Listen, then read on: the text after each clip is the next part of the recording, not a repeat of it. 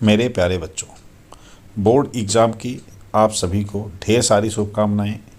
मेरी उम्मीद है कि आप सभी लोग बोर्ड परीक्षा में उच्चतम अंक प्राप्त करें। आपने जितनी मेहनत की है उससे भी ज़्यादा अंक आपको प्राप्त हों, आप अपने उद्देश्य में सफल हों।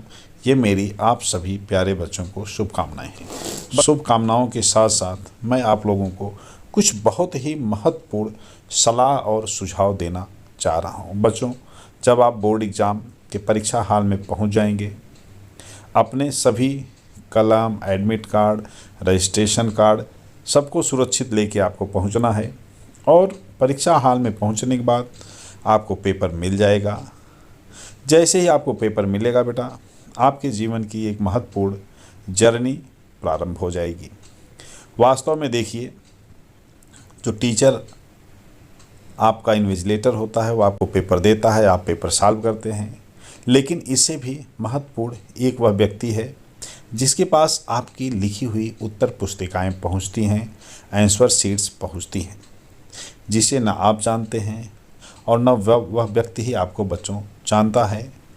तो एग्जामिनर ही फाइनली आपके आंसर शीट का इवैल्यूएशन करता है, मूल्यांकन करता है और आपको नंबर देता है। तो आप क्या ऐसा उस दिन करें कि आपको अधिकतम अंक प्राप्त हों। बच्चों, आप लोगों को मैं बताऊं, बहुत सारे ऐसे फैक्टर हैं जो आपके अंक को कुछ और प्रतिशत आसानी से बढ़ा सकते हैं अगर उन बातों का आप ध्यान रखें। तो आइए इन्हीं बातों को क्रमबद्ध ढंग से हम लोग समझने की कोशिश करते हैं।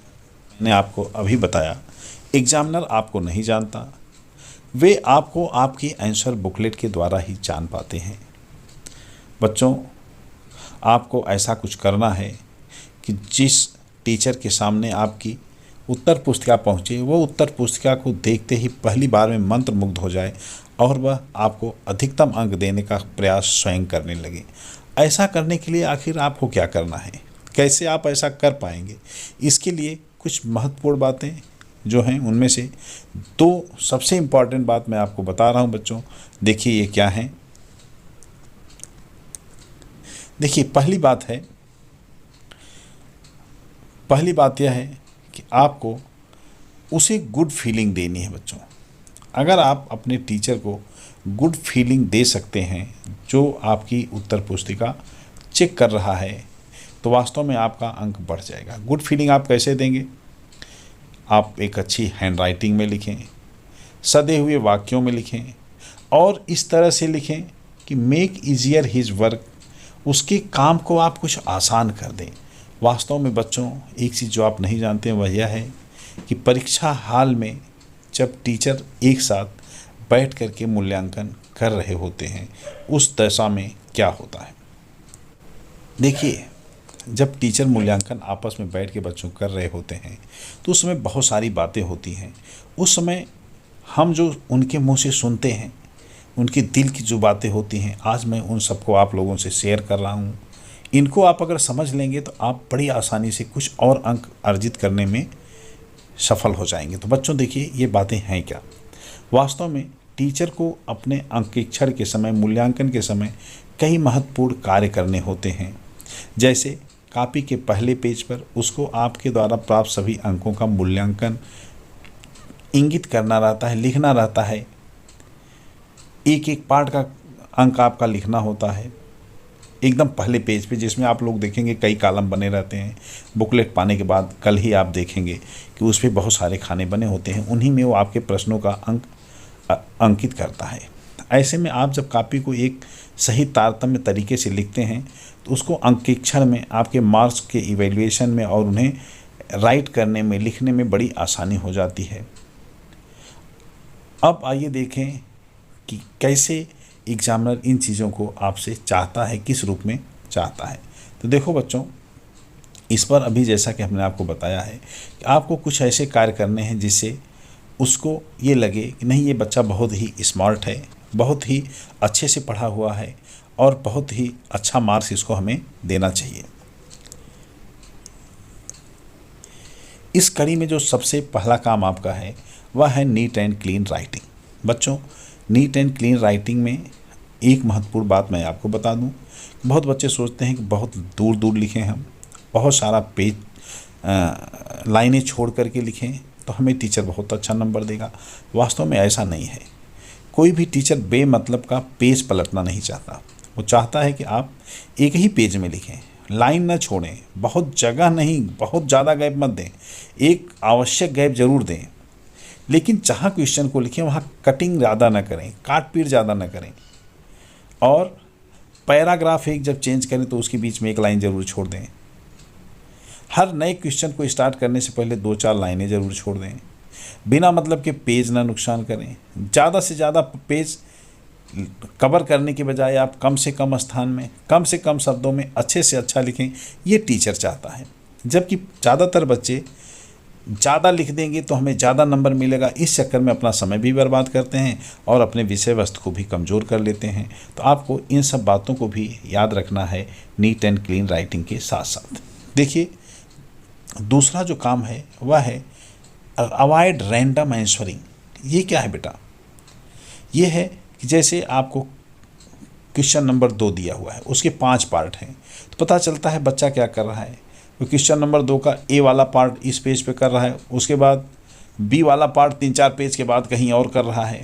तो ऐसा मत आप करिए। आप कोशिश करिए कि अगर आपको आ रहा है तो आप किसी भी एक क्वेश्चन के जितने पार्ट हैं उनको एक सीक्वेंस में ही करिए, जिससे कि टीचर को काफ़ी जांचने में आसान लगे, उसे अच्छी फीलिंग आए। और 1 क्वेश्चन 1 टाइम अप्रोच, इसी को मैं कहता हूँ। आपको ये ज़रूर ध्यान में रखना चाहिए। बिना मतलब कि एक ही क्वेश्चन को कई पार्टों में, कई पेजों में, अलग अलग जगहों पे नहीं लिखना चाहिए। इस बात को आप विशेष ध्यान दीजिए। एक क्वेश्चन लिख रहे हैं तो उसके जितने पार्ट हैं कोशिश करिए कि उनको लिख डालिए एक साथ। अगर आप तुरंत नहीं लिखना चाहते हैं तो थोड़ा स्पेस उसके लिए दे करके आप अगले क्वेश्चन को करिए, और जब समय मिले तो आप उस क्वेश्चन को फिर से कर लीजिए। आइए देखते हैं अगली बात क्या है बच्चों। Right every time complete question number and it's part. ये बहुत ज़रूरी है।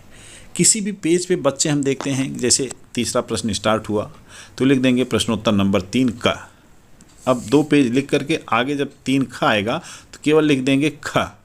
ऐसे नहीं, आपको हर जगह लिखना चाहिए प्रश्नोत्तर नंबर 3 क या 3A, प्रश्नोत्तर नंबर 3 ख यानी आंसर नंबर 3B या 3XY जो भी है उसको आपको उस सीक्वेंस में ही लिखना चाहिए। यानी हर क्वेश्चन का जब आप स्टार्ट करें आंसर तो वो किस क्वेश्चन का कौन सा भाग है वहाँ पर पूरा पूरा लिखें। इससे क्वेश्चन टीचर को तुरंत समझ में आता है और वो आपके मार्क्स को तुरंत ही अगले पेज पे, जो सबसे बाहर का पेज है, वहाँ पे अंकित कर लेता है। नहीं तो उसे बार बार ये समझना पड़ता है कि किस क्वेश्चन का कौन सा पार्ट बच्चा लिखा है। तो ये सब बच्चों ध्यान आप रखिए, इससे आपको बहुत फ़ायदा होगा, टीचर पे बहुत अच्छा इम्पैक्ट जाएगा। अगला है अंडरलाइन कीवर्ड्स। हर क्वेश्चन का बच्चों, हर आंसर का एक महत्वपूर्ण लेटर होता है, कुछ कीवर्ड्स होते हैं जिनके द्वारा उस आंसर को एक्सप्लेन किया जाता है। इन कीवर्ड्स को कभी भी आपको भूलना नहीं चाहिए। यानी किसी भी उत्तर का, आंसर का जो थीम है, जो महत्वपूर्ण भाग है, उसे मत भूलिए, उसे तुरंत ही अंडरलाइन करिए। अगर आप ऐसा कर पाते हैं, आपके पास समय है, इससे भी टीचर को कॉपी चेक करने में बड़ी आसानी होती है। देखिए नेक्स्ट क्या है बेटा, frame your answer before writing. ये बहुत ही महत्वपूर्ण पॉइंट है बच्चों। वास्तव में देखिए, क्वेश्चन को अभी मैंने जैसे बताया था कि रैंडमली आप लिखना शुरू कर देते हैं तो इससे बड़ी प्रॉब्लम होती है। प्रॉब्लम क्या होती है? देखिए कि आप लिखते तो ज़्यादा हैं लेकिन उसमें जो तत्व होता है, तथ्य होता है, वो बहुत कम होता है। इसलिए आप पहले थोड़ा सा समय निकाल के अपने क्वेश्चन को फ्रेम बना लीजिए कि हमें क्या क्या इस क्वेश्चन में लिखना है। टू द पॉइंट लिखना है, बिना मतलब की चीज़ें नहीं लिखनी है।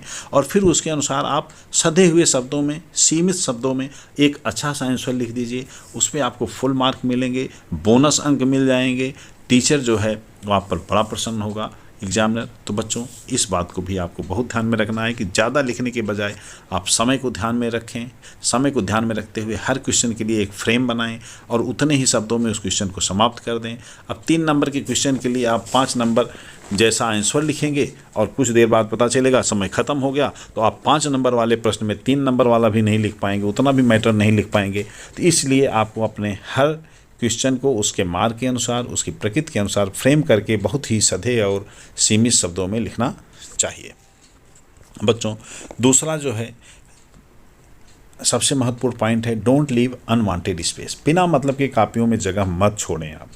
आप जगह छोड़ेंगे, कापी बेवजह पलटनी पड़ते हैं पन्ने, टीचर को वो बोर हो जाता है, उसको अच्छा नहीं लगता है कि लड़का बहकाने की कोशिश कर रहा है। तो आप कभी भी बेमतलब की लाइन न छोड़िए, बेमतलब का स्पेस मत छोड़िए। आप कोशिश करिए कि सधे हुए शब्दों में अच्छे से आप लिखिए, और इससे क्या होगा कि टीचर आप पर प्रसन्न होगा, आपको अच्छे मार्क देगा। बच्चों, ये अंडरस्टैंडिंग एक एग्जामिनर की होती है, एक एग्जामिनर ये आपसे उम्मीद करता है। इन बातों का आप ज़रूर ध्यान रखें। तो उम्मीद है कि आप सब लोग इन सब कुछ महत्वपूर्ण बिंदु जो मैंने बताया, इनसे ज़रूर लाभान्वित होंगे और अपने मार्क को कुछ और बढ़ा लेने में आप लाभ प्राप्त करेंगे। तो wish you all very very happy fruitful board exam.